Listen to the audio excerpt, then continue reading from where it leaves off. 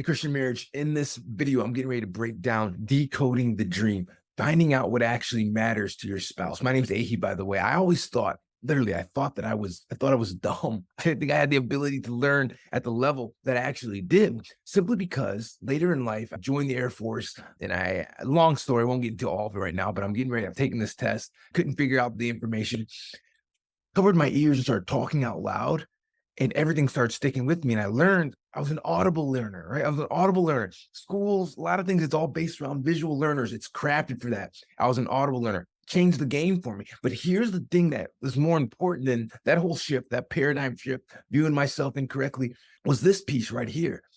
What was the dream that made it matter to me at all, whether I was a learner, a good learner, or a bad learner? Why did that have such impact internally, not externally, internally to me? Here it was. So when I was able to dig down into that, I realized that I'd love to learn because I love to share information. I'd love to see people level up. I love to see myself growing.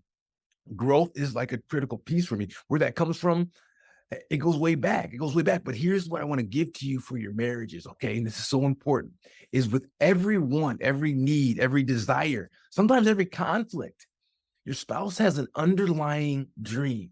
And one of the best things you can do for your marriage is to decode that dream. If we're going to have the marriages that God wants us to have, okay, it's important that you get beyond the surface level, right? And actually get into why do they care so much about cleanliness in the home, right? Or why do they care if the socks are on the floor? Why is it an argument if I'm late or if we're running behind?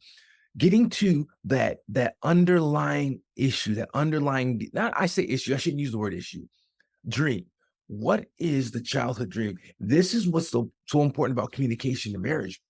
When you can look at a situation and slow down enough to say, are we really talking about the dishes right now? Are we really talking about intimacy right now?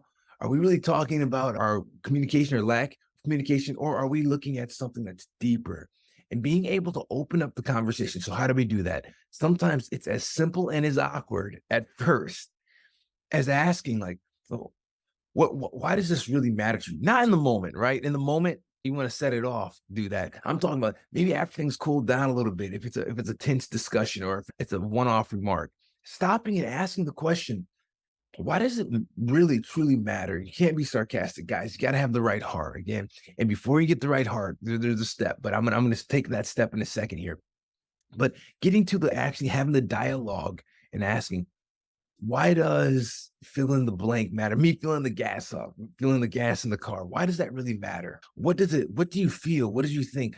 Well, did that happen? Opening up that conversation changes the game, because here's the deal. Your spouse actually has a legitimate reason for everything that they do, right? Whether it's on front, whether it's um painted clearly or buried a little bit, they have a legitimate reason for what they are asking you to do. So how do we get to this piece? First, guys, I can't say this enough. We have to pray about these things. We're Christians, right? This is what we do. The very first thing we have to do, we need to invite the Spirit of God into this space. God, we're having this reoccurring argument. Let my spirit be right when I try to bring this up. What I mean by that, when I come and ask them, what drives you so much? What makes you so angry when I say this, when I stonewall, when I don't want to do these things, but what actually is affecting you? Before you get that, taking 5, 10, 20, an hour, taking some time to actually pray about this is critical, okay? Because we now bring Christ into the institution that is Christ. Because above all, and I yes, the marriage, the church, etc. But coming back to just the marriage is designed to be a reflection of God's union, his desire, his connection with us, bride of Christ, right? The whole deal. The very first step one, praying, bringing him into that spirit to make sure that your spirit is right when you have the conversation. The step two is when you actually have the talk. Hey, let's talk about our childhood. Let's talk about some things in the past that affect why you want certain things done now. Because here's what happens when you get this understanding or you decode the dream. Now, when you step in that situation, you can step into it with grace, right? You can step into it as a Christian would want to step into it, and you can have the results that come from that. Understanding your spouse at a deeper level. God bless you. Jump out there. These are core elements. Hope this blesses you. Let me know if they do. And keep on growing your marriage. Decode the dream. Decoding the dream. God bless you.